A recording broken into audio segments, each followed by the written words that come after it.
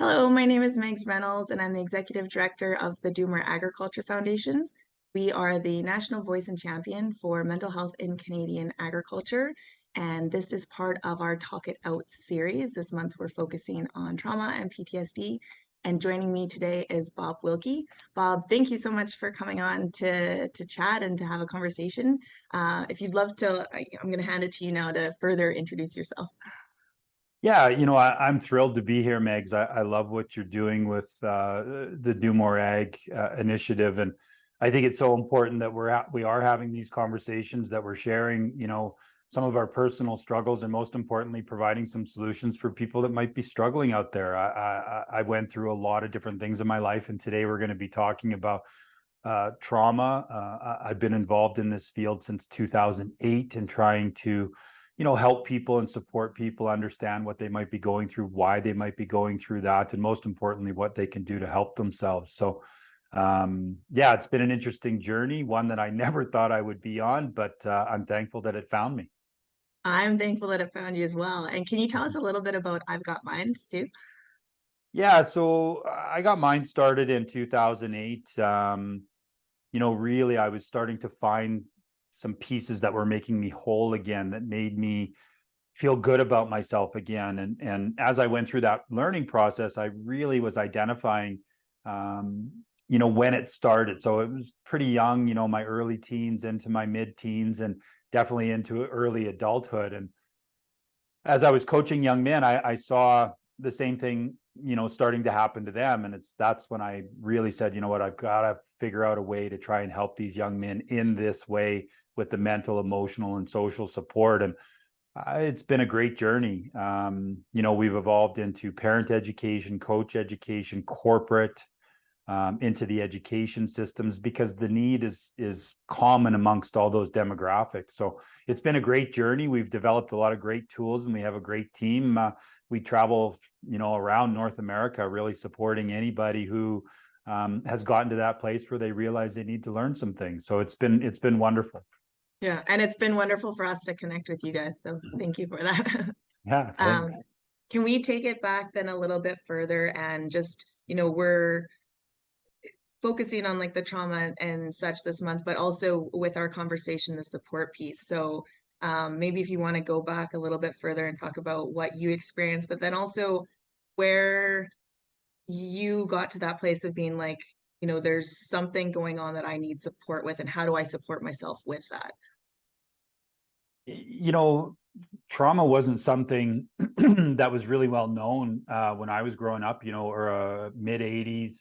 There were some things that were going on, different environments that I was a part of that were very abusive. And growing up in the hockey world, you were told to do what the coach says and suck it up and figure it out.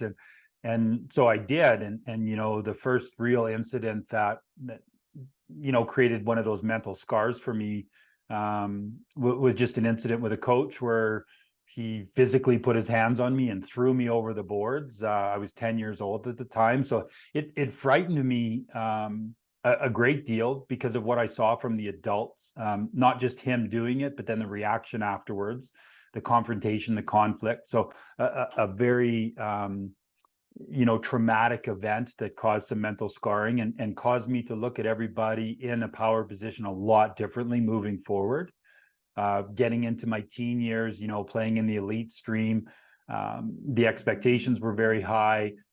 There was, everybody said it was okay to make mistakes, but the minute that you did, you were reminded of, the mistakes. So caused a lot of insecurities, a lot of trust issues as this continues on, this pattern. At 16 years old, went through some severe bullying. As a young person playing in the Western Hockey League, the older players were very abusive in the way that they were treating us. Then the coaches and the general managers weren't much different. So, again, living in an environment where you're constantly in a state where you're fearful all the time. All of these incidents is causing more and more scarring, which is, causing me to regress, pull away. 17 years old, I was traded. That was a very impactful event. Feeling like I wasn't wanted, like I wasn't valuable. And then, going into the bus accident in 1986 with the Swift Current Broncos. And, what was a typical day of fun on the bus that we had lived so many before turned out to be my greatest nightmare, where I watched one of my four teammates who lost their lives take his last dying breath. And from that moment on, I was never the same. The trauma of that event caused severe depression, caused me to start using drugs and alcohol to try and avoid the nightmares, the survivor guilt. There was just so many different things that happened to me. And at 21 years old, still continuing to play, was drafted my first year pro, and blew out my back and was told that I was going to miss a season. Hopefully the surgery would work. So, just all these different instances in my life that I didn't understand what trauma was, but every one of them made life that much harder, made it harder for me to get out of bed, harder to open up. And I think that's the important part that I've learned about trauma, is that when we go through things, because life does that to us, we have to understand, what we've just experienced and what the process is to achieve the healing that we need to. It's hard as humans, and the more we know, the more we can do, and hopefully get to a place where we feel good about ourselves again. Thank you for sharing all of that. And I Mhm. really appreciate that you shared kind of the different points along that journey, and not like, it'd be very easy just to talk about the bus crash and say like Right. that was the traumatic event, right? And I think Yeah. so often, especially with children, we don't think about what could be traumatic for them. Like, or even just in others, when we're looking at, oh, is that something I should support that person with, or should I check in on that person? We're like, oh, that wasn't a big event. But it doesn't need to be this massive event or involve death, where it can be a traumatic experience for someone. And we all, take things and react to things differently. And understanding that, as you said, like, this is part of life. We might not all have the same things happen, but we're going to have things that create trauma within us.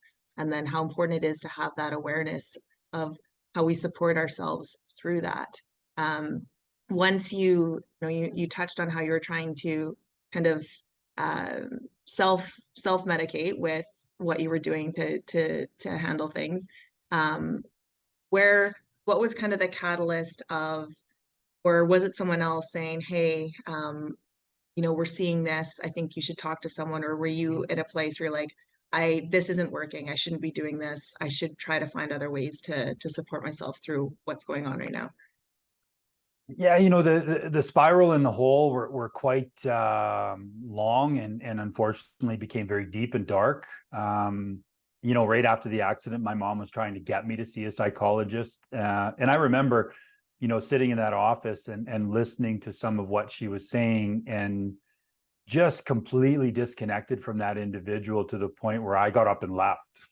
I didn't even make it through a full session. It's like, you don't understand, you don't get it, I'm out of here. And I think that's one of the things that a lot of people really do, is that if they don't feel the connection, or if they don't feel like they understand, what you're going through, that they're not a resource. And it was one of the biggest mistakes I made, because I didn't even give her a chance, which really means I didn't give myself a chance. And I think that's a lot of times we are traumatized, we don't recognize, we don't understand.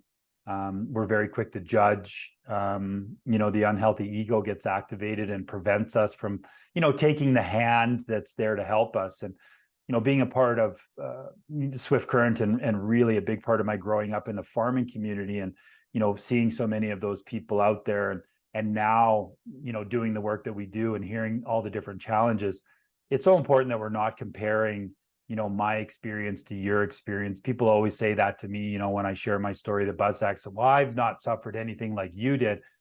No, but it causes the same thing. And I think one of the bad habits we have as human beings is we're always comparing, well, mine's not as severe as what they went through, so I shouldn't be having the reaction, but it's causing that for you. So, stop judging, what you've gone through, and comparing it to other people, and just recognize that it's something that you've been through, and it's something that is going to take some time to overcome. And I think we're so quick to do that almost as a coping mechanisms ourselves, right? Of like, oh, well, someone has it worse, or someone's been through something worse, so I'm fine. It's like, no, you have to like You know, the first thing we learn when we talk about mental health is if someone's sharing with you, validate what they're sharing because that's their truth. But we need to be able to do that within ourselves, even if that means maybe my neighbor didn't react the same way to that instance, or my sibling or my spouse or parent or what have you, right? But it doesn't matter. What you're going through and what you're experiencing and what you're feeling, that at the end of the day is your truth. And it's really important to give space to that and then figure out, okay, what do I need right now and how do I support myself with this right now? That was one of the most important things that I learned about trauma, is that it's a very individualized experience. Because when I go back to that time where we lost 4 of our teammates, and I saw some of my teammates reacting in a way that was not the same that I was, I automatically became very judgmental towards those people. And why are you not feeling like this? And why are you? And then, they were on the other side going, why are you? So it creates a lot of that, confusion within the relationships, because everybody's different.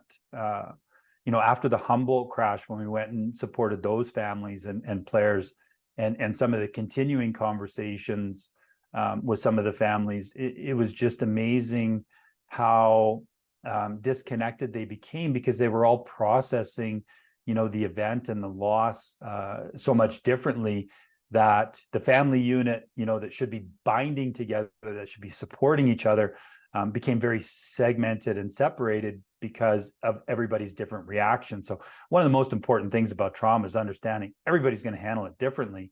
And let's not judge those who may not be showing what you think they should be showing. That's a really good point. And sometimes we all have our way of getting through something, and sometimes we're just not at a place in the immediate future after something to process anything. It's kind of that like fight or flight, where I'm going to fight and this has to happen and this has to happen and this has to happen. And it could be who knows how long down the road before suddenly it hits you and you're like, oh, okay, I have to work through this. Yeah, it's really interesting. Over the years, one thing that has become really evident, and we're not quite sure why, everything's going along fine. And maybe you had an incident 20 years ago, but all of a sudden you kind of hit that 45, 50, and all of a sudden this trash can is open and it's all in front of me. And because it was unprocessed, because we didn't put it in its place and deal with it and learn from it. And, you can only hide from things so long before eventually they're going to expose themselves.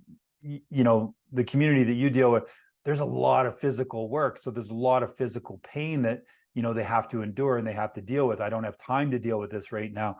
But if you don't, it becomes that lingering effect. And if you can look at, the mental wounds that we can experience, the trauma that we can experience, is very much the same.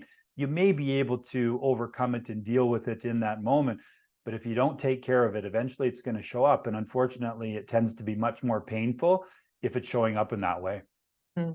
Yeah, and I've heard from mental health professionals that work with those in agriculture that farmers can be one of the higher risk groups because of that not dealing with and just pushing it down and pushing it down. And then you hear stories of, a community that has just lost someone, a farmer, to death by suicide. And the family's like, the tractor broke down. That's all that happened. But that wasn't all that happened. That might have been all that happened that afternoon. But there's been decades of things going on that have just been pushed down, and suddenly that it's that one thing that, like you said, opens the lid of all of those things that have that pain and hurt that haven't been dealt with. You hear that saying that it's the straw that broke the camel's back. And when you haven't gone through something like this, it's like, yeah, whatever. I hate it when people say that, but it really is. The more that we hold on to things, the more that we don't deal with things, there's going to come a tipping point. And being someone who spent the better part of 3 years really thinking about an ending, that it was just too much to deal with. It's a frightening mindset to acquire. And unfortunately, a lot of people, have that experience, is because we haven't dealt with it, because we don't understand it, because we don't know how to talk about it. We just continue to wear it. And every day becomes a little heavier, a little bit harder. And, everything reaches a breaking point. You can only put, things under so much stress before eventually they're going to break. And that's how we are as humans. Being an entrepreneur for as long as I have, I can sympathize with the challenges that these families have in trying to run a business to support, not just their own families, but all the food that the crops are feeding all these people, and all these different challenges that they face. It's so important that we understand that there is a lot of stress, there is a lot of hard expectations to meet, and if we're not processing, if we're not dealing with the issues as they're arising, they will compound and they will become a bigger problem that maybe we don't have the ability to deal with.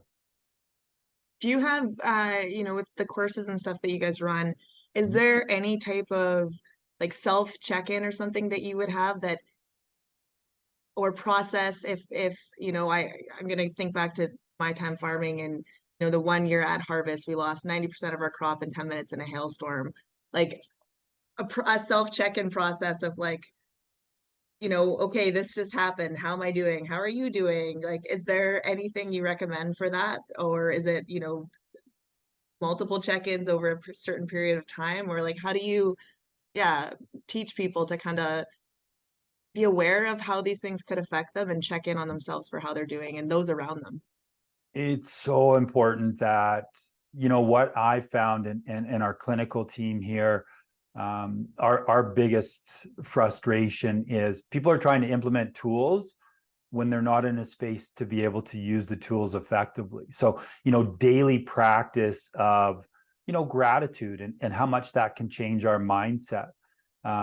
Understanding and really identifying what you can fully control, is a big step, because, we can become control freaks in our lives and we want to control everything.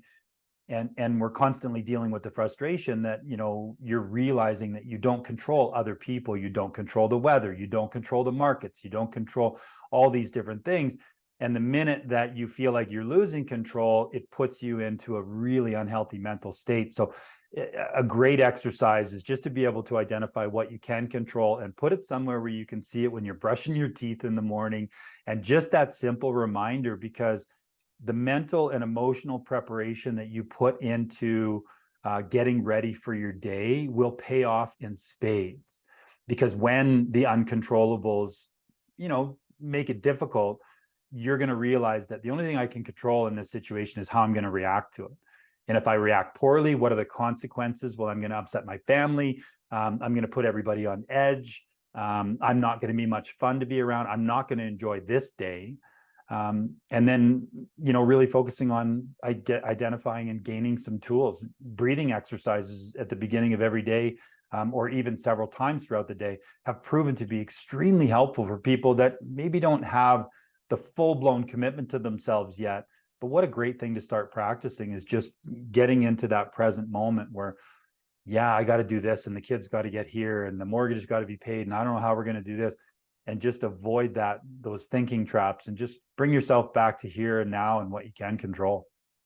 I think that is such an incredible point, and one that I don't think we've ever actually hit on before, because we always talk about uh, those skills that you build, right? The coping mechanisms, but I don't think we've ever talked about the fact that so often we are trying to implement them in a time where, like you said, we're not in the best of place and we're going through something, and that's a very hard time to start with those, because you're not starting with your battery fully charged and your mental wellness in this balanced, healthy place, and just looking at how can you start with your day to day, knowing that when something does happen down the road, that's those practices and those methods, because they've been implemented beforehand, are going to support you. It's like an Olympic athlete showing up to the Olympics and they haven't done any training yet.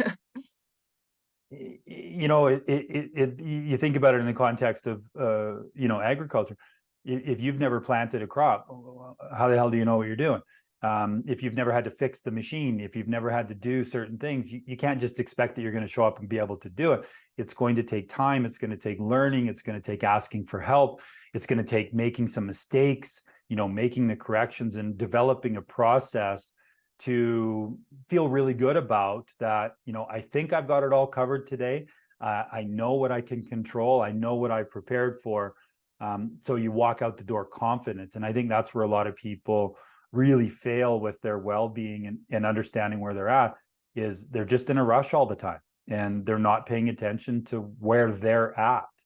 And so these tools, and the more that we practice these skills of implementing these tools, you stop yourself from going from 0 to 10. You start to recognize that you're going to 1 to 2 to 3, and you're implementing the tools to keep yourself at those levels. And that's the hardest part, is when you go from 0 to 10, nothing good is going to happen, unfortunately.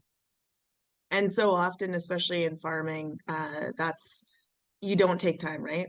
Don't, and it's I would argue it's even more of a badge. Like, oh, I only slept 4 hours. I work, that hard, right? And I didn't, the list of everything that you have to do only gets longer. That never gets shorter.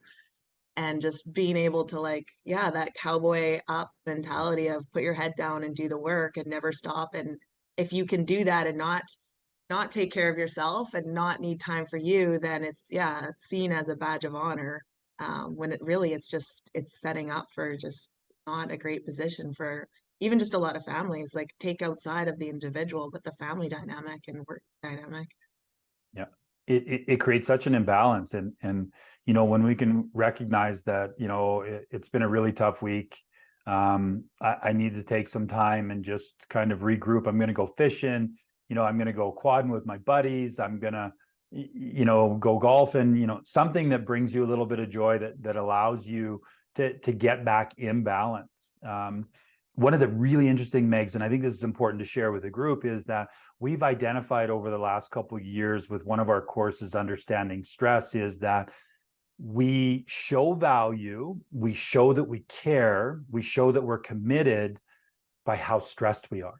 And so the more stressed we are, where we think that we're portraying that we really care, that we're really working hard. And it's just a really bad, behavior to adopt, is that I have to be this stressed to show how much I care, how important it is. And it was really interesting to identify, but it's been consistent against every demographic, that, the more stressed I am, the more I care, the more I'm invested. That's very interesting. And it actually has the opposite effect, because if you're in Right. that chronic stress level, then you are not as engaged, and you can't focus, and you start to procrastinate, and you can't problem solve. That's very interesting. You're actually showing how unstable you are, and people are scared to come and talk to you. Yeah.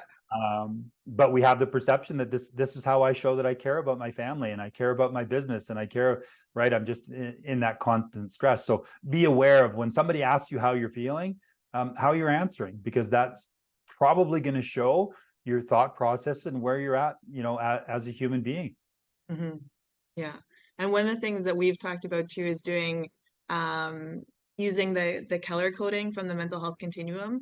And so thinking of kind of that battery scale of green is fully charged, and then yellow, you're depleted a bit, orange, you're depleted even more, red, you're running on fumes, and being able to incorporate that into a day-to-day practice, especially in like a work environment, possibly, so that it's a safe way for someone to be saying, like, I'm not fully green, but you don't maybe then have to share what's going on, but you can start trying to build that culture around being supportive of being open and honest, that you're not 100% all the time. Yeah, that's the thing, right? Hey, Megs, how you feeling today? I'm not feeling very good. I'm feeling a little bit run down. I've run myself ragged a little bit. I'm not taking care of myself as good as I should. Now, you don't have to say all that, but you do need to let the other people know that, what, I'm orange today, right? If you're going to use that, and it's like, oh, okay, well, what can I do to help you? Nothing. I just need to let you know if I get a little short or irritable, it's not you. It's just, some things that I have going on. And the more that we do that, the less reaction we're having. Now, the other people aren't wondering if they've done something. They're not avoiding you. It just creates that understanding that, oh, I get it. And if there's anything I can do, I'd love to help you. Now, if you're saying that you're in the orange or red consistently, now it's on you. And I think that's the thing that I learned in my own healing of the trauma and the depression and the anxiety. This all falls on me, because it's my mental health. It's my wellness. And I'm the one that's responsible for that. And I can't get upset with other people when they don't see, that I'm struggling with these things. And that's where I spent so many of my years, is being so resentful towards other people because they didn't see it. But once I started to learn what I was experiencing, and then I could practice verbalizing it, now all of a sudden that's not a problem anymore. And that was a huge relief, not having to deal with that. Yeah, I can see that. One of the things that I learned from a counselor specialized with trauma was that when we don't deal with things, then when something else comes along, and it could be 15 years down the road, that triggers that feeling or thought process or reaction, that we can actually react in the way that maybe we did when we were 10 years old, and we're not consciously choosing that. That's the our 10-year-old self making that choice of, this made me feel safe in this moment. And just how that can lead to challenges within our relationship dynamics, or how we, we just talked about work, or how we engage with people at work, or just engage with life in general with ourselves. Being trauma informed is one of the most valuable things that we can do for ourselves as human beings. Every parent should be educating themselves on trauma, identifying their own trauma, so that we can make sure that when our kids are going through things, that we understand, what could potentially happen. We could see some pain-based behavior. We could see them starting to shut it down and isolate, and then we don't have to get into excessive fear and worry ourselves. We can start to have a conversation because we can share some of the experiences that we've had and what we've learned and how hard it is for us. And now we're creating that relational connection where we're outlets for each other, rather than just, get up, suck it up, figure it out. That's proven that it doesn't work.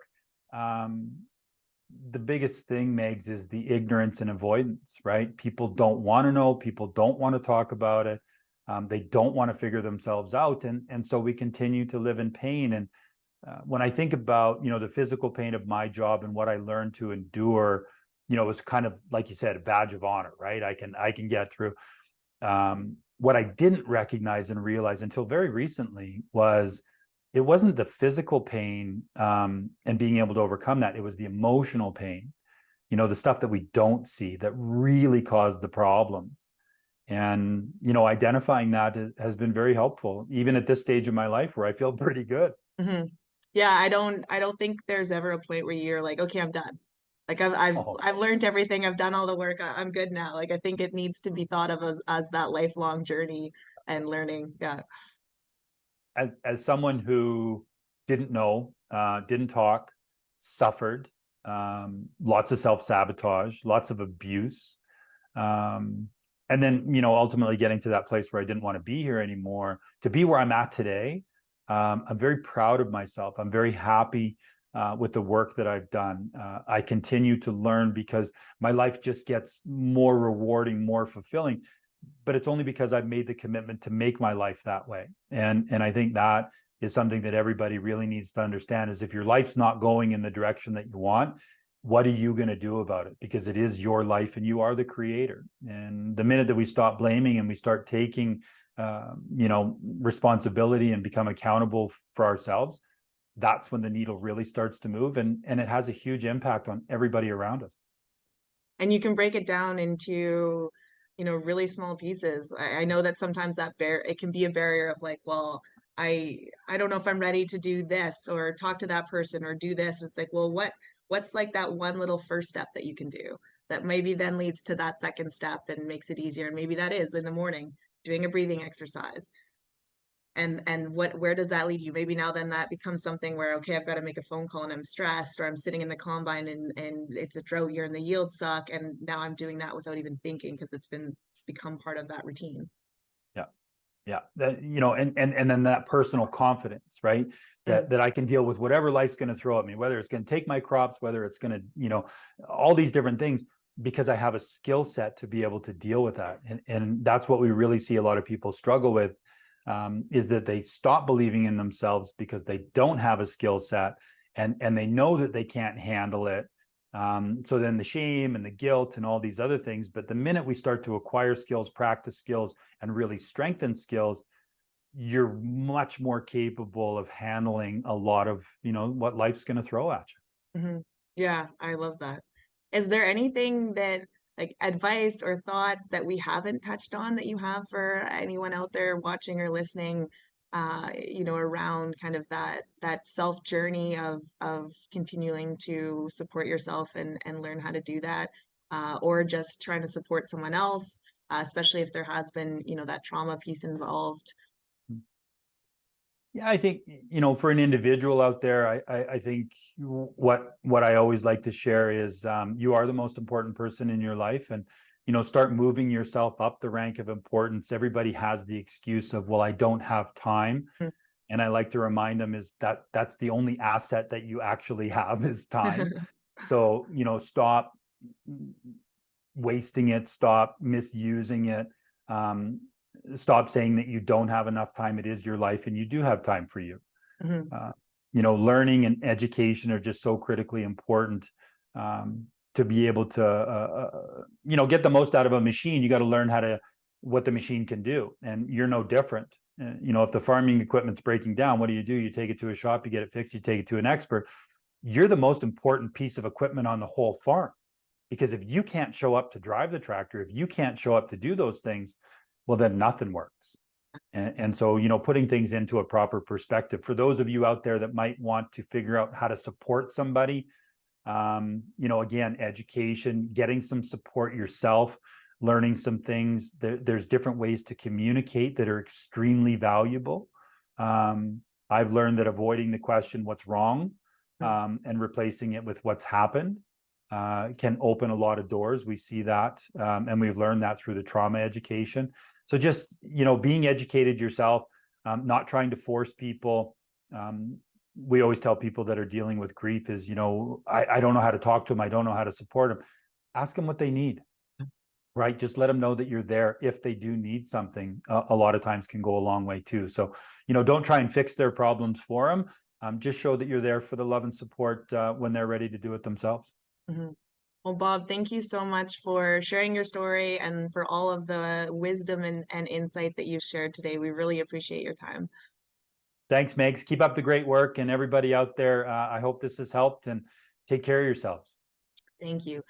For anyone looking to learn more about mental health in agriculture or to connect to resources, you can visit domore.ag. If you're looking to connect to Ag Talk, our national peer-to-peer support platform that's fully anonymous, you can go to domore.ag/agtalk.